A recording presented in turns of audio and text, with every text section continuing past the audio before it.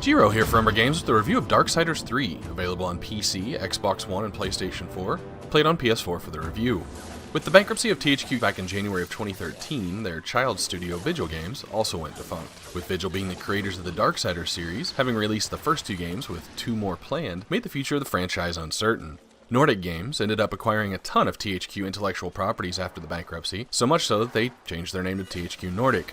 One of those franchises they obtained was Darksiders, with work on Darksiders 3 passed on to a new studio, Gunfire Games, created by key members of the former Vigil Games, as well as some Crytek USA employees. Gunfire actually also did the work on the remastered Darksiders 2 Definitive Edition. The Darksiders series follows the four horsemen of the apocalypse, charged with helping keep the balance between heaven and hell when the time has come for planet Earth's end. In the first game, you play as the horseman War, who shows up to the fun early, being accused of triggering the end times too soon. In the second game, you play as Death, who works to clear his brother War's name. This third game, you control Fury, slight departure from the biblical source material from which the game took inspiration, also taking place during the same time period. Fury is charged with eliminating the seven deadly sins who were released by someone, or something, to wreak further havoc in this time of confusion. Darksiders 3 continues the heavy action, platforming, Metroidvania that the series had come to be known for, using Fury's whip with a variety of combos, as well as some sub-weapons you find throughout the adventure. Fury can jump and double jump, sort of, to help navigate the environment, and a press of L3 will also allow sprinting. Fury can also perform dodges, and if the timing is right, a perfect dodge that triggers the opening for a counterattack. Now, one enhancement I received later in the game was to increase the number of frames Fury is invulnerable in a dodge flip. Sure did feel like an 8% increase of 0 though. Anyway, you can press L2 to lock onto a target and the right stick to flick between them, but a perfect dodge on the enemy you're locked onto doesn't mean the enemy next to you can't hit you, even when you're mid-counterattack. As not only did I really not feel any frames of invulnerability while dodging, but there don't seem to be any upon hit either. So if you're in a multi-target fight, getting hit once, it means you could get juggled around and die. Let's top this off with the enemy's ability to change direction mid-swing, giving them an unseemly amount of length to their forward thrusts, often meaning a non-perfect dodge will not help you avoid damage at all because they'll redirect at the last minute. Now let's add some enemies' abilities to fire very inconspicuous projectiles that don't glow or anything, that may not be in the direction you're looking, but will hit you nonetheless. I often ended up finding myself trying to pull enemies one at a time onto my selected turf for battle, but you don't get a ranged attack until mid to late game, and even then the range isn't that long. The game takes place across 6 areas, but the first 3 are so tangled and there's so many unexpected connections between them, it can sort of be difficult to tell which one exactly you're in. This also makes it a little difficult to remember where you saw an area you can't access yet because you don't have the correct ability to get there. There's no world map to see where you are, and it's probably because of this interweaving nature of the map. It'd be hard to illustrate and navigate. Complicate matters, Volgrim returns as a shopkeeper at various serpent holes which you can use for fast travel, if you can remember where you want to go based on the small still picture that it shows when selected from the menu. As you hunt the sins, they'll appear as either a skull for the closest one or a dot for one you can go after as an alternate choice in a couple of situations, and that skull will move and adjust itself more like a waypoint, helping you make left and right turns to stay on track. Exception is if the path forward is blocked or locked, the skull will still show that direction, while Fury has to find an alternate path or solve a puzzle to get it open. With the exception of 2 of the 7 sins, the group just feels a bit oddly placed. Your first encounter with Wrath, for example, feels like a random room you happen to stumble upon in the jumble of the first 3 areas I was describing. I guess the way I mean to put it is there's basically what feels like 2 real dungeons in the game, and the rest is just intermingled pathways. It's almost like the 7 were just recently dispatched and didn't have time to set up layers before Fury came a-hunting. But the placement of constant waypoints to your destination instead of making the world and its destinations recognizable robs from the genre a little bit, resulting in one of the most linear feeling open worlds I've played. This plays similarly a bit awkward with the use of Fury's new traversal skill she gains, a key to every item procedural game as I call it, Metroidvania to others. And yeah, I'm probably going to spoil a little bit of Fury's gained abilities here, but I don't know that it feels like too big of a secret. Fury gets her new powers from a character called Lord of the Hollows, who, when kind of observed from a chronological perspective, seems to suck Fury into a portal randomly to bring her to him and grant the new abilities, items called Hollows. There's fire, I think it was lightning, force, and stasis, which is pretty much just ice. I'm not sure if it's the freedom to make a choice as to which sin you track next. I got the lightning hollow after getting sucked into a portal to meet the Lord the second time, and really wasn't quite sure even what ability it gave me. Turns out you can float with it, and while floating, if you're in a giant updraft, it can help you reach up high ledges, which I didn't need to do at all until after I got the third force hollow. There was one path that required it. Now the fire and the force power lets you use their various stances to break objects of that color that are blocking your path, and with force you go through an entire one of the actual dungeon areas I mentioned, using explosive bow bugs to clear those purple blockades until you finally make it through the entire area and are randomly sucked into a portal once again to receive the Force Hollow that could have done that job for you in the first place. And maybe a good analogy is it feels like playing a Legend of Zelda game where you have bomb plants to help you make it through an entire dungeon that requires bombs, and then Zelda shows up and gives you a bomb bag after you beat the boss so you can start carrying your own.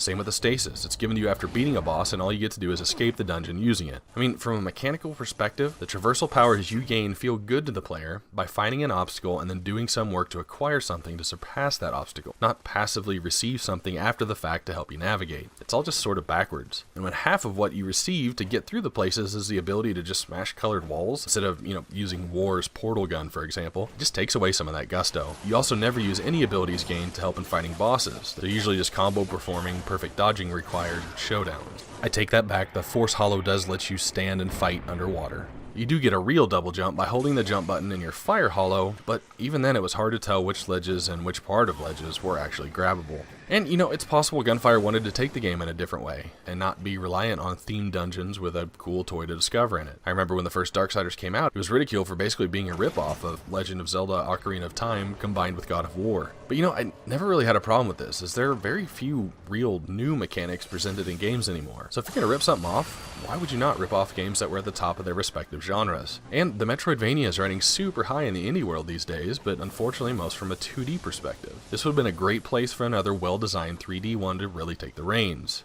Pun intended. Anyway, back to Fury's Hollows. They're switched by pressing L1 and a face button, where you're treated to a cool animation of her hair changing color to match the power. Each Hollow also grants Fury the use of a sub-weapon, which is used by pressing triangle and can be used during combos. With the Fire Hollow, it's these twin blade things. With lightning, it's a lance, etc. There are 3 forms of character progressions in Darksiders 3, and one of them is using slivers, fragments, pieces, and chunks of adamantite taken to the Maker to upgrade each of Fury's acquired weapons, including her whip. Each one can be upgraded a total of 10 times using various numbers of the adamantite quantities. Each weapon also has a slot where enhancements can be socketed, and these enhancements are found in hidden places throughout the wild, and they boost various statistics when put in a weapon. These can also be upgraded along 2 different paths by the acquisition of angelic and demonic artifacts, and again, giving them to the Maker. These artifacts are also often found on the ground as shiny pickups, but can also be purchased from Vulgrim for a number of souls with limited time stock. Which brings us to the third method of upgrade. Fury herself can acquire attribute points by collecting blue souls dropped by enemies, and also found in shiny objects that can be picked up and crushed a la Dark Souls. These souls are used as currency to Vulgrim, and can be fed to him for additional attribute points, or used to purchase various materials and consumables. The attribute points go into either health, physical damage, or arcane, the last of which boosts counterattacks and such. And speaking of Dark Souls, Fury has a replenishable healing source that is filled up by collecting the random green souls occasionally dropped by enemies. Other consumables like health shards and bonus attack or defense shards can be used on a cooldown as well, but her upgradable Estus Flask, or Nephilim's Respite as it's called here, can be used as needed. Unlike Souls games though, this can't be refilled at a campfire. Green souls were the only way I found to do it, which sometimes felt like playing a stage of a Mega Man game where you finally beat a boss and you're on your last life. So instead of giving a full 0 life try on the next stage, you'll find it's easier just to die and restock to 3, which is also the surefire way to replenish Fury's Nephilim Respite as well. And not to make a review full of just comparisons, but while we're at it, Fury will lose her blue soul collection upon death. To reclaim what was lost, you have to find a floating set of skulls approximately near the death site and smash it to get them all back. Fury did seem to leave multiple of these though, if you should die more than once before making it back, lessening your risk just a bit. Next, I have to touch on some of the jarring random loading. As I mentioned, 3 of the game areas are intertwined, and again, not sure if it's the reason, but Gunfire seemed to have difficulty loading any type of larger section at a time. A couple of frustrating points were loading right in the middle of a battleground. You get stuck on a loading screen with an enemy weapon starting to swing on you. One checkpoint before a particularly tough battle had 2 loading points just to get back after death within like 10 seconds of each other, and it completely freezes the game while doing so for about 5 seconds at a time. If you didn't get the full load stop, sometimes the game would just go with audio glitches and sound out of sync until it got there. I did only have one full crash to the PlayStation dashboard, although the black screen was there in a nervingly unusual length of time before it did so, and thankfully it was the cutscene introduction to a boss and not the one after finishing him.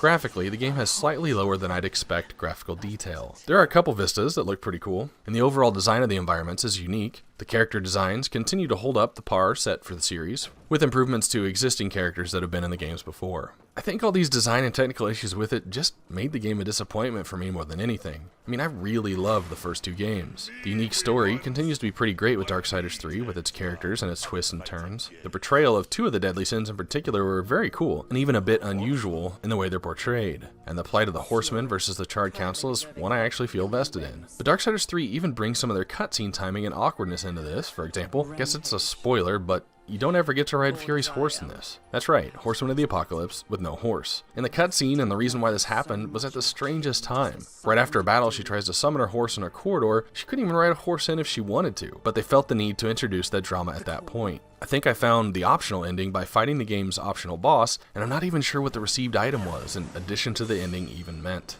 Overall, while we get some fast-paced, cool-looking action, it does have some cheap hits. Even when you work the perfect dodge, there's no overworld map, but yet fast travel points that can get confusing on where to go, with a constant waypoint on the compass deterring from recognizable landscapes, making the open world feel strangely linear. Dungeon areas had overly simple puzzles and didn't really have any clear definition in its area. Most traversal techniques were acquired passively without a need in front of you. The game's loading was jarring, but had some neat boss design, and continued the series of great characters, with a good underlying story with some rough, awkward cutscene placement, some platforming that was difficult to tell how or if you were supposed to proceed, and overall just feeling a little less polished than previous Darksider titles. Rated as a 3D item procedural, Darksiders 3 hits a 49 out of 100 on my true 0 to 100 scale, where 50 is an average score.